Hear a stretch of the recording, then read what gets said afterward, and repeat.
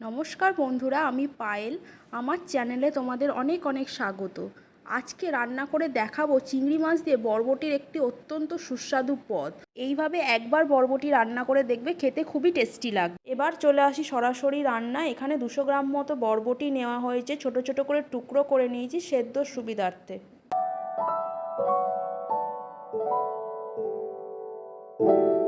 এবার কুকারে 1 কাপ মতো জল দিয়ে দেবো, আর দিয়ে দেবো অল্প নুন, হলুদ আর একটুখানি তেল।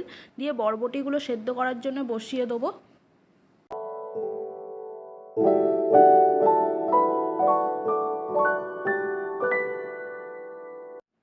একটা সিটি হয়ে গেলেই কুকার থেকে বরবটিগুলো ঢেলে দেবো একটা চুবড়িতে, জলটা ঝরে যাওয়ার জন্যে।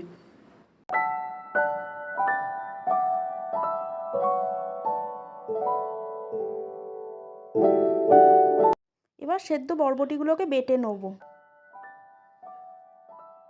একদম মিহিভাবে বেটে নিতে হবে। এখানে আর একটা পেস্ট বানাবো, সেটা হচ্ছে কাঁচা লঙ্কা, রসুন আর আদা। এখানে 100 গ্রাম মতো চিংড়ি মাছ নিয়েছি, চিংড়ি মাছের নুন, হলুদ আর গোলমরিচ মাখিয়ে নেব।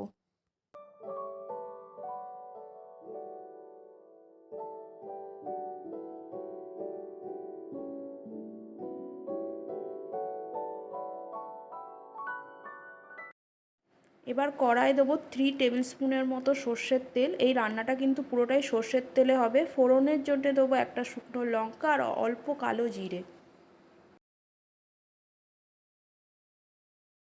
চিংড়ি মাছগুলো ভাজার জন্য দিয়ে দেবো।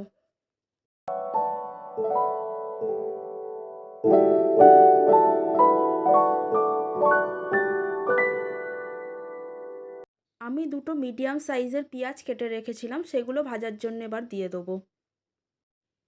অল্প নুন দিয়ে দিলাম যাতে পেঁয়াজগুলো তাড়াতাড়ি ভাজা হয়ে যায়।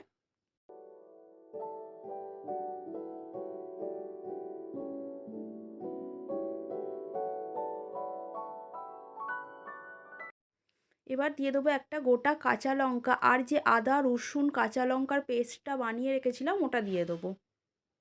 দিয়ে ভালো করে নাড়াচাড়া করতে হবে। এবার দেবো 1 টেবিল স্পুন হলুদ গুঁড়ো, 1 টেবিল স্পুন কাশ্মীরি লঙ্কার গুঁড়ো, আর নুনটা দেবো স্বাদ মতো। মশলাগুলো ভালো করে ভেজে নিয়ে এর মধ্যে দিয়ে দেবো বরবটি বাটাটা।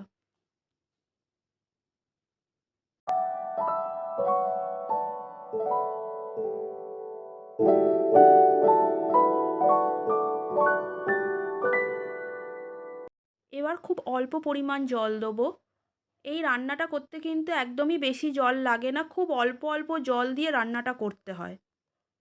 এই রান্নাটা করার সময় কিন্তু সবসময় ফ্লেমটা মিডিয়াম টু লো রাখতে হবে, নাহলে কিন্তু রান্নাটা পুড়ে যেতে পারে। এবার 1 টেবিল স্পুন চিনি দিয়ে দেবো।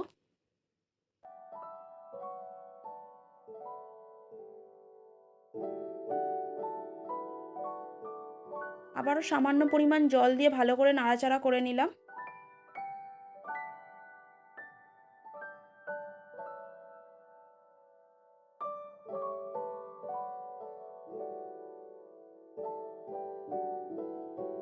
এবার কিন্তু রান্নাটা দিয়ে আস্তে আস্তে তেল ছাড়তে শুরু করে দিয়েছে, অল্প লঙ্কার গুঁড়োও দিয়ে দিলাম।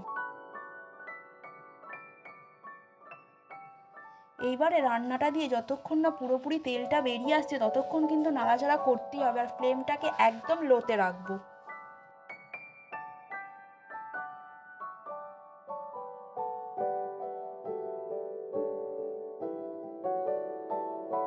এই যে দেখো, রান্নার চারিধার দিয়ে তেলটা বেরিয়ে এসছে, এইবার রান্নাটা হয়েই এসছে। তেলটা যতক্ষণ না বেরোয় ততক্ষণ কিন্তু অপেক্ষা করতে হবে।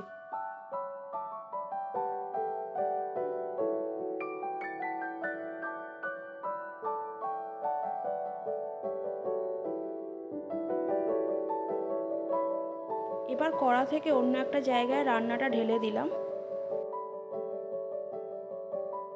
এবার এতে দেবো 1 টেবিল স্পুন সর্ষের তেল আর 2 টেবিল স্পুনের মতো লেবুর রস।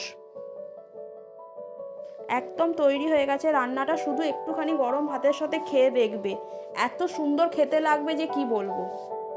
রান্নাটা ভালো লাগলে একটা লাইক করে দিও, চ্যানেলটা যদি সাবস্ক্রাইব না করে থাকো তাহলে অবশ্যই সাবস্ক্রাইব করে দিও, আর অবশ্যই কমেন্ট করে জানিও তোমাদের রেসিপিটা কেমন লাগলো।